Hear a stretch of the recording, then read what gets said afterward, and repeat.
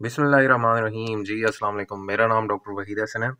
आज के इस वीडियो सेशन में आपको बताना है कि गवर्नमेंट ऑफ पंजाब की तरफ से नेपियर हाइब्रिड की जो कलमें हैं जिसकी वैरायटी CO5 है और रोड ग्रास और सुपर मोम्बासा ग्रास इनकी जो वैरायटीज़ हैं उनके जो है वो बीज गवर्नमेंट ऑफ पंजाब की तरफ से मुफ्त तकसीम किए जाएंगे।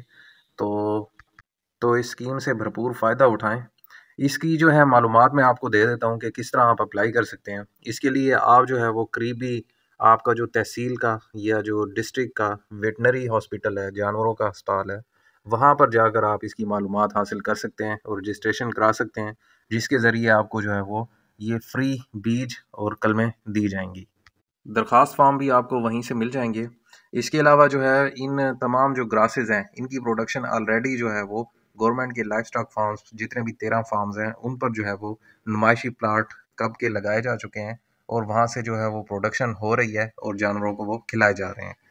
हर तहसील में गवर्नमेंट का प्रोग्राम है कि रोड ग्रास का जो है वो 6 एकड़ के नुमाइशी प्लाट हो जो प्राइवेट फार्मर्स काश्त करें, सुपर मोम्बासा का 3 एकड़ और नेपियर हाइब्रिड का जो है वो 6 एकड़ का प्लाट हो।